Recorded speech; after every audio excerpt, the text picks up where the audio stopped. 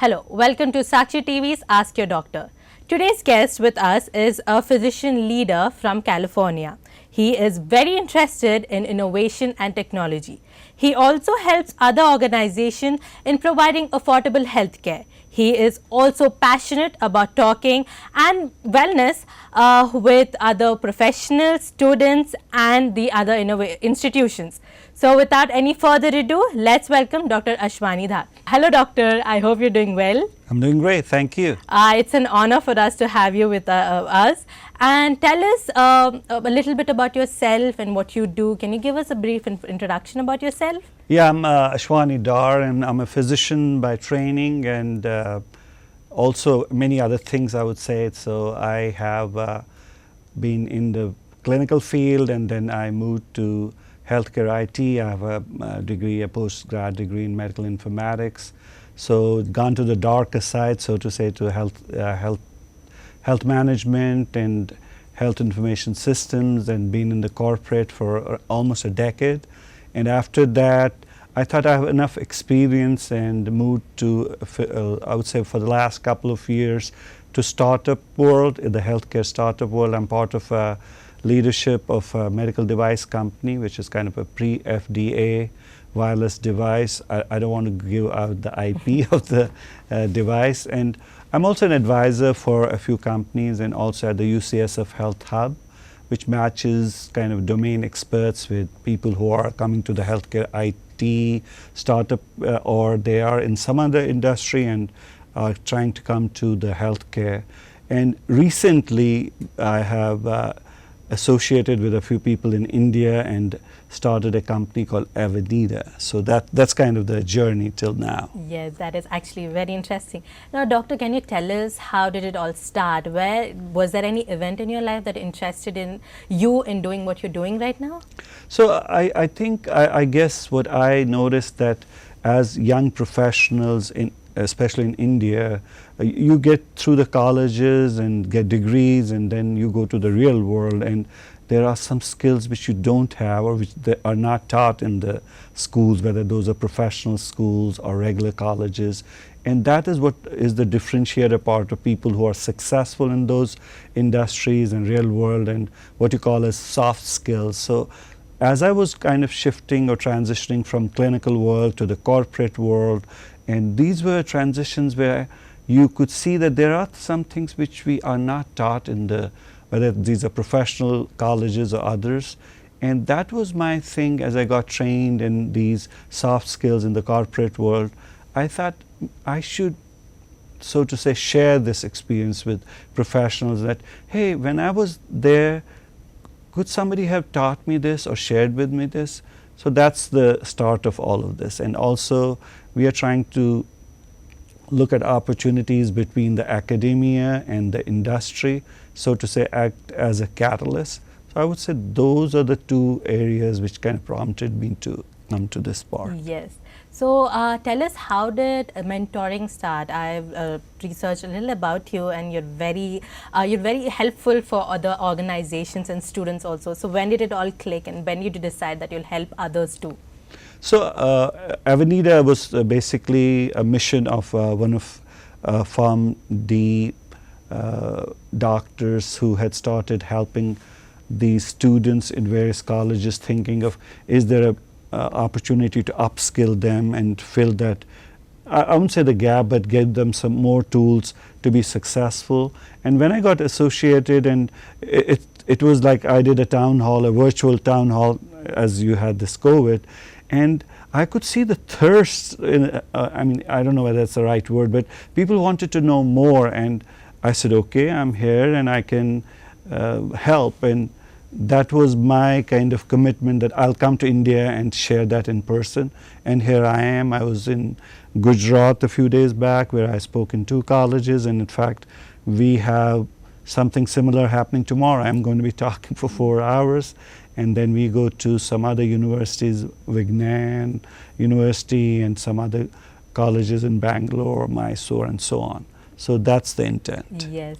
So now let's talk a little bit about your childhood and your personal life. So can you tell us how was your childhood in Kashmir? You said you were from Kashmir. So yeah. So I'm from Kashmir, and it's said that it's a paradise on the earth, but it really is. If you haven't been to Kashmir, you should. And it's an amazing place. As far as childhood, I've had the most wonderful childhood and great friends. And I still have friends who were with me in third grade, and we went through the school and went to med school, and now we are in 7 countries, and we have these hangouts every 2 months and all. Everybody is busy. So Kashmir is a wonderful place, and I have great memories, and it'll always stay with me. The sights and scenes and what it means to be a person from Kashmir, it is part of me. It is, yeah. So we just spoke. You told you're a doctor. Now you mentor others, and then a doctor from technology, and then you're interested in technology also. Like, how do you manage it? Is you're a man with many talents. So tell us, how do you manage everything, and how, what's the process? So I think transitions are difficult. So when I was a pure clinician, your work is different, the way you interact is different, and going to the corporate world was a transition, and I think it takes some time getting kind of shifting gears, as you say. And in the corporate, in the healthcare IT company which I worked for, which was one of the 2 top leading in the world, I kind of learned it the hard way, I should say. And as I said, transitions, all of us handle differently and with the help of others. And I think I learned, so to say, tricks of the trade. And from there, the transition was once again from pure corporate to going to these startup. And startup world is a totally different thing. And I had to kind of understand what these cap tables mean, and how do you do an investor pitch. And today, when I talk to some of the physicians who want to transition or start their own startups, and now I say, oh, they don't even know that. So I think I might say that I've been a good student and learned along the way and connected the dots, I would say. Yes. Now, doctor, can you tell us a little bit about what you're doing now in Hyderabad? Why are you here? What are your plans, your future plans maybe? So I like Hyderabad. So I have always wanted to come here. And Avenida, so let me kind of tell you a bit about what Avenida is. So as I said, we combined forces, so to say, 3 of us. And Avenida is basically a combination of academia. So we have kind of 2 verticals within Avenida.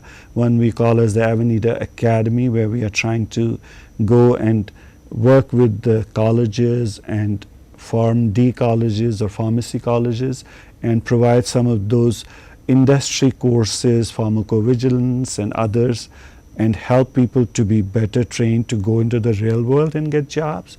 And we are also partnering with the industry for them to get people who are skilled enough. And you see, just getting the job is not enough. It's like being skilled enough to be successful.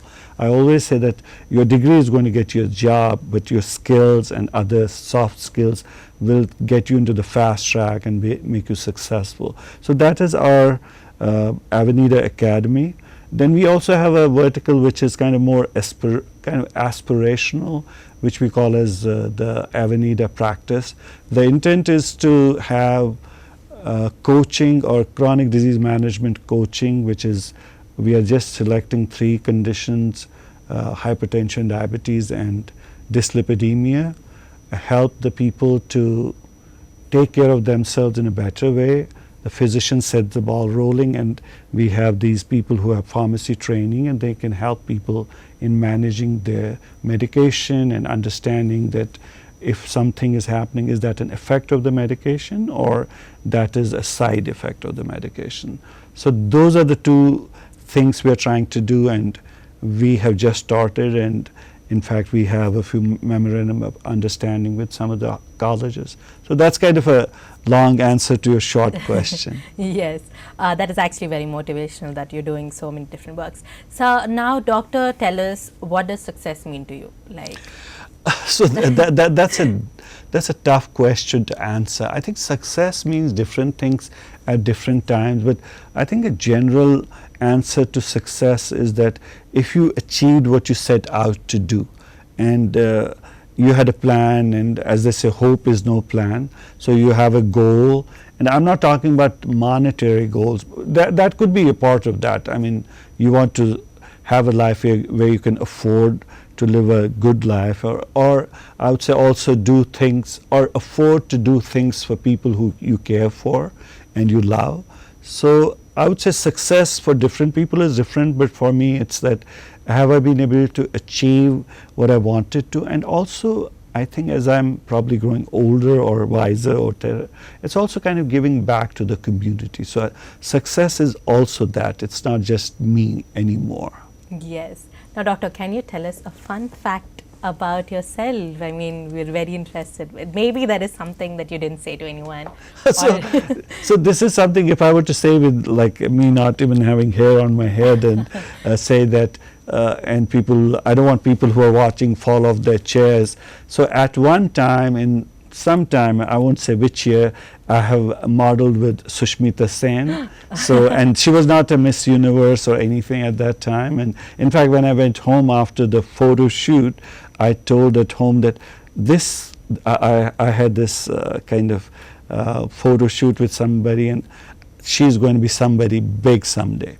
And the other thing was that she was very tall, though I'm not a short guy, and they made me kind of stand on 2 bricks to make me look tall. That was like, whoa, not really. So I think that's a fun fact about me, which not many people know about. No, I think Sakshi TV viewers are very lucky to know. Yeah, I think so.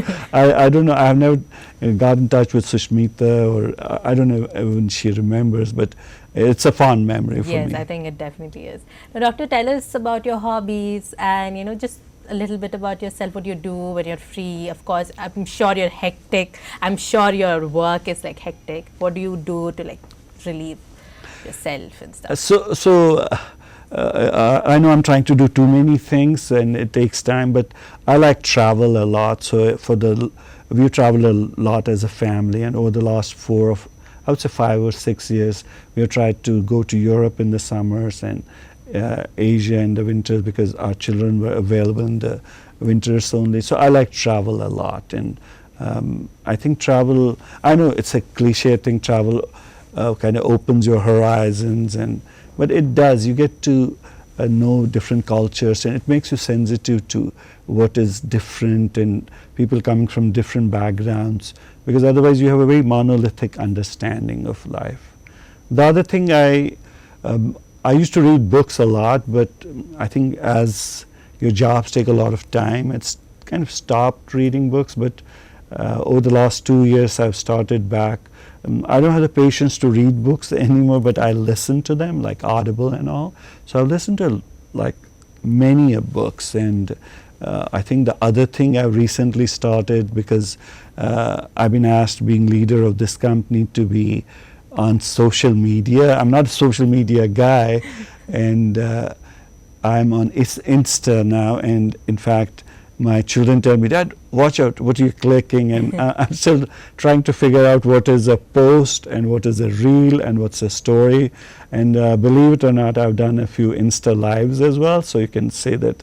And I've understood that that's a medium of reaching out to younger people, and so I'm trying to learn what's the best way to use. And I do understand the power of social media in terms of communicating. I'm not talking about that I've taken a picture and you didn't like me and I'm going to call you and you didn't like me, but I think it has a place where, especially for younger people, where if that's the way they consume information, so be it. So those are, I think, my new things and hobbies these days. So doctor, now we're in a generation where, especially kids, students, the younger generation, they go through depression, they go through anxiety. You know, it's just like their minds is like fully packed. So tell us, you also mentor. So you talk to kids, you talk to students around the world. So tell us, what is something that you make sure you tell the students to keep that in their minds, and you know, any suggestions for the students?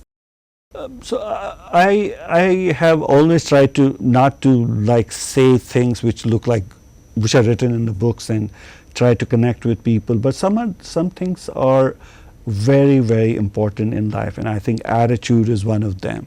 So I always say that I can make you learn and unlearn things, get you skilled, or you can learn a skill, but attitude is what matters, and it really does. And if people who are watching this kind of reflect on it, attitude is what will take them where they want to be. And as they say, attitude matters. And I would suggest for young people that ask for feedback, create a connection with people, and do kind of take I would say some time and look at what is your attitude and how do you come across. So I would say that's one of the most important things. There are other things like communication and reaching out to people, and are you an authentic person, and what is your general awareness of people? Are you self-aware? Are you aware of other people? And I know now people know about that it's just not the IQ, it's the EQ, like managing your emotions and managing the emotions of others. I think those are some of the soft skills of what I would tell young people to invest in themselves, whether they're professionals or anything else. I think that is very important. Yes. Doctor, is there any person or a personality who you admire or you consider yourself as an inspiration? So I think it's that's a really kind of a loaded question if I really want to answer it. I would say those things have been different at different times, because as you grow as a professional or as an even an age, you start changing and shifting those what matters to you.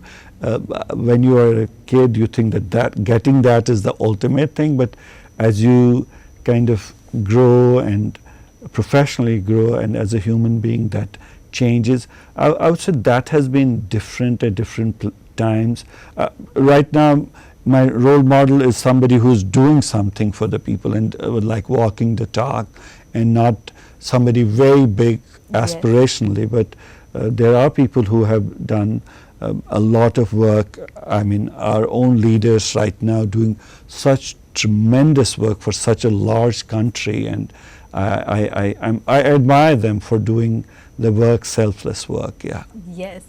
Doctor, we discussed about how many different professions you do. So I'm sure there must be a hardest point or the lowest point. How did you overcome it? Can you tell us a little bit about it? And so I don't want to be on a couch and say, but there are times when you kind of think that nothing is working, and that is the time when kind of that is real test of how you react to adversity is what tests you. There have been times I think my faith in my own self, I'm not a very religious person, but I believe in that there is a superpower, and faith is important. Faith does not mean only religion. Faith means what is guiding you, what is your guiding principle, or what's your moral compass. So I think I've had times, especially in transitions from having moved from one country to another, and there are cultural changes, then how do you assimilate in terms of, I don't mean assimilate, become like somebody else, but how do you not think of yourself as an outsider, and how do you also maintain your identity but also grow as a human being? Yes. Now, Doctor, can you tell us a little bit about your healthcare? I did read that you work with organizations for affordable healthcare. Tell us a little bit more, because that is very important right now, especially after Corona. People, now understand what healthcare is. So, can you tell us a little bit about it? In US, healthcare has moved from numbers to outcomes. So healthcare is very kind of payer-driven, and of late with Corona and all, there are other technologies coming into, people even in India have seen that telehealth is a big thing. I think what I believe is that technology should be an enabler and take the care to the patients, so that care is more patient-centric. And I think India has, I know of a few startups, like there's Geo Health, who are taking this, using technology to take health to the most rural areas of India. They're doing great work and amazing kind of marriage of, so to say, technology and healthcare. I think such things have a lot of scope in a place like India, where we have a large population and there is kind of an opportunity out there to use technology to take the patient do not have to come to healthcare, the healthcare can go to them. Yes, that is beautiful. Now, doctor, you are representing our country, you're representing India in different countries. So how does it feel that you're representing your culture, people, and you tell us a bit about that? So I'm very proud of where I come from, and I think that's very important to me. And I always tell people that you need to be proud of where you are from, Yes. and who you are, and take those things and kind of get them out there. Sometimes we don't talk about, maybe that's cultural, we don't talk much about ourselves. I'm very proud of where I am from, and I take a lot of those things. And you know, sometimes we think that people don't kind of react to us the way we think they should. And sometimes that they don't know about us, and they haven't met many people like us. And it's our job to make them aware of who we are, where we are from, and how rich a culture we come from. I think now the awareness is more. And to answer your question, I'm proud of our country and what the cultural diversity we have, and the awareness of people is increasing as more of us are doing well and are in places and positions where we are leading that change. I personally feel that Corona time, you know, the COVID, it was all, everybody had a transitional time. It kind of like made everyone become a person now they are right now. So what was it for you? What changed especially for you, and how did you deal with it? I think it was pretty hectic to everybody. So how was it for you?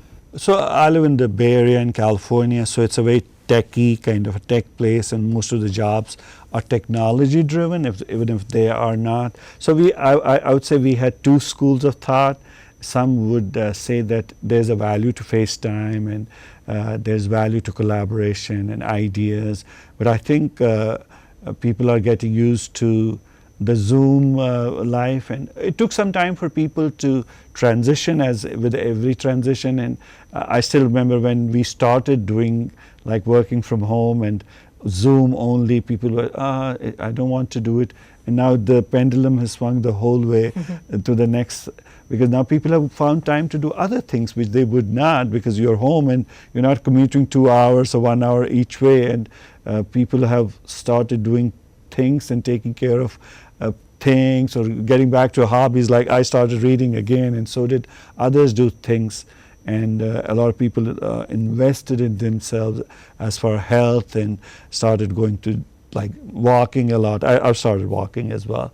So I think different people have done different things, but in a way COVID has made people aware, shifted the way they work, and also made them aware that is it time to take a look at what's important for me. So I think that has been the case for me also. Yes. I've started reading books again and started walking as well. Yes. Doctor, I've read something about you, and you went to Harvard, you went to Kashmir. So tell us a little bit about your college life, because I'm sure a lot of college going students are interested. So I did my schooling from Kashmir. I did my med school from Kashmir as well, and then I did a postgrad degree from UK, and then I'm in US, and Harvard offered some training for the upcoming leaders in healthcare. I attended that, and all these are ultimately different places where you kind of get more education on. But the real test of all of this is when you are in real world, in these jobs where people come from different backgrounds and cultural as well as educational, and that is, I think, where your real training takes place, and that differentiates where you are going to go. And I think I've also reacted to change in a way that I've transitioned from pure clinical world to being part of a healthcare IT company, which is a different ball game. Right from telling people to listening to people, and I still am work in progress as far as being an active listener is. Maybe that's the transition of being a physician to the like the corporate world, and now in the startup world. It's a very different thing where everybody does everything, and they say that you have to wear multiple hats and all. So in that way, it has been a journey from the education part to Yes. the professional part. Yes. Last but not least, tell us about your support system. Who supports you the most? A little bit of your family, maybe. So I think, my wife, I'm blessed that my wife is we are friends, and my wife is the rock of my life. So I would say I'm blessed to have such a life partner, and that is my number one support system. I have 2 kids, a daughter and a son. I love them so much, and they are great children, but they have their own thought processes, and it's wonderful to see them become their own, come into their own, and have their perspectives. My son has just completed his law school and has started a job. He wants to run for office someday. He's very kind of community oriented, and wants to do something where, according to him, the law can be used for the common man. So that's my support system and people who I care for, and my immediate, so to say, bonds. Yes.